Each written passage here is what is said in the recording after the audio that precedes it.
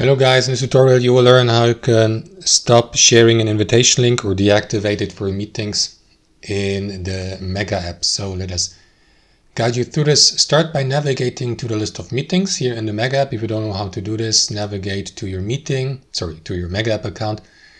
Log into it, click into these 9 dots here, select chat.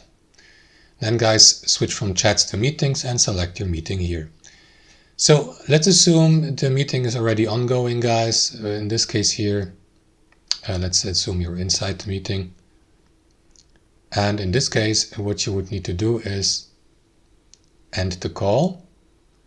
Then click into share meeting here and make sure that you delete the meeting link. As you can see, the link has been disabled. Also make sure that you disable meeting invitations, because if you disable this, your participants or non-hosts won't be able to add any more participants. That's how it works. Thanks for watching and I'll see you next time.